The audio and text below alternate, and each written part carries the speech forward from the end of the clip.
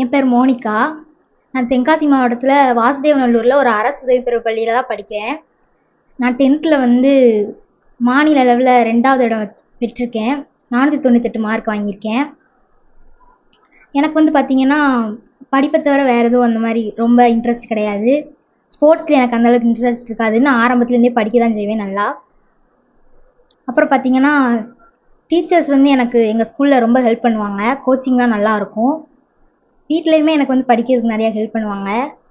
வந்து காலையிலலாம் பெருசாக ரொம்ப சீக்கிரம் எழுந்துச்சி அப்படிலாம் படிக்க மாட்டேன். நைட்டு வந்து எவ்வளோ நேரம் ஆனாலும் அன்னைக்குள்ளே ஹோம்ஒர்க் என்ன கொடுக்குறாங்களோ அதெல்லாம் அன்னைக்கே முடிச்சிடுவேன்.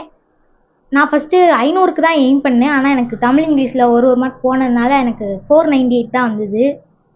98 மார்க் எடுத்தது வந்து ரொம்ப மகிழ்ச்சியாக இருக்குது. எனக்கு பேரண்ட்ஸு, ஸ்கூல் ஆசிரியர்கள் எல்லாருமே ரொம்ப ஹெல்ப் பண்ணியிருக்காங்க. அவங்களால தான் நான் இவ்வளோ மார்க் இப்போ எடுத்திருக்கேன். எங்கள் அப்பா வந்து நார்மலாக வேலைக்கு போகிறாங்க. எங்கள் அம்மா வந்து ஹவுஸ் ஒய்ஃபாக தான் இருக்காங்க. நான் இந்த மாதிரி படித்து இவ்வளோ மார்க் எடுத்திருக்கேன். எனக்கு எங்கள் ஸ்கூல்லேருந்து வந்து மெடல் கொடுத்துருக்காங்க. ஷீல்டு மாதிரி ஒன்று கொடுத்துருக்காங்க. காலையிலேருந்து ஃப்ரெண்ட்ஸ் நிறையா பேர், ரிலேட்டிவ்ஸ்லாம் வந்து விஷ் பண்ணிகிட்டு இருக்காங்க. 500க்கு வாங்கிடுவேன்னு 500க்கு 500 வாங்கிடுவேன்னு நினச்சி கொஞ்சம் நல்லா எய்ம் பண்ணி படித்தா. நானும் அவளுக்கு ரொம்ப ஆதரவாக இருந்து அவளை படிக்க வைக்கிறதுக்கு ரொம்ப உறுதுணையாக இருந்தேன். அவள் வந்து எப்போதுமே படிக்கிறது பார்த்தீங்கன்னா அன்னைக்கு ஹோம்ஒர்க்கை உடனே அன்னைக்கு முடிச்சிடணும். அவளுக்கு காலையில் எழுந்திரிச்சி படிக்க காலையில் ஒரு பொண்ணுங்கள்லாம் காலையில் ஒரு 6 மணிக்கு 4 மணிக்கெல்லாம் எழுந்திரிச்சி படிப்பேன் அப்படின்னு சொல்லுவாங்க. இவ அப்படி கிடையாது. கொஞ்சம் ரொம்ப ரிஸ்க் எடுக்கவும் கூட அந்த அளவுக்கு சொல்ல முடியாது. ஒரு 4லேருந்து 6 மணிக்கு வந்து ஸ்கூல் போயிட்டு வந்து கொஞ்சம் நல்லா டிவிலாம் பார்ப்பா. அதுக்கப்புறம் ரிலாக்ஸ் ஆகிட்டு 7 மணிக்கு மேலே ஹோம்ஒர்க் என்ன நேரம் ஆனாலும் சரி, 12 மணி ஆனாலும் சரி, ஹோம்ஒர்க் ஃபுல்லாக முடிச்சுட்டு தான் அவள் தூங்குறதுக்கு போவாள். காலையில் அவள் எப்போதும் போல் எழுந்திரிச்சி படிக்கிற பழக்கம் அவளுக்கு இல்லை. காலையில் எழுந்திரிச்சி ஸ்கூலுக்கு கிளம்பி போகிற பழக்கம் தான் அவளுக்கு. அப்புறம் எப்போதுமே பார்த்தீங்கன்னா எங்கள் பாப்பா வந்து அவளுக்கு வந்து ஏதாவது நல்லா சாதிக்கணும் அப்படிங்கிற ஒரு எண்ணம் அவளுக்கு ரொம்ப மனசில் இருந்தது.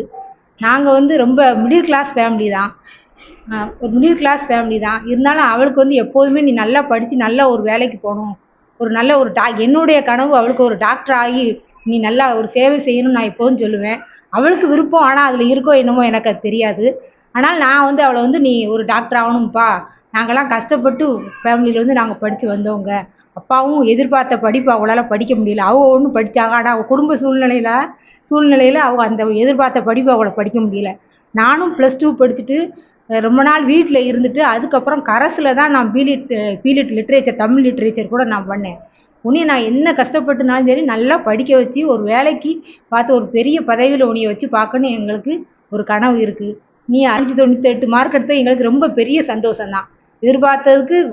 அவள் வந்து தமிழ்லையும் 100க்கு 100 வாங்குவான்னு எனக்கு ரொம்ப மனசில் ஒரு இதாக இருந்தது. அது வந்து கொஞ்சம் ஒரு 99ன்னு சொன்னோடனே சரி பரவாயில்ல, இருந்தாலும் 498 வாங்கிட்டா அப்படிங்கிறது எங்களுக்கு மிகப்பெரிய சந்தோஷம்தான்.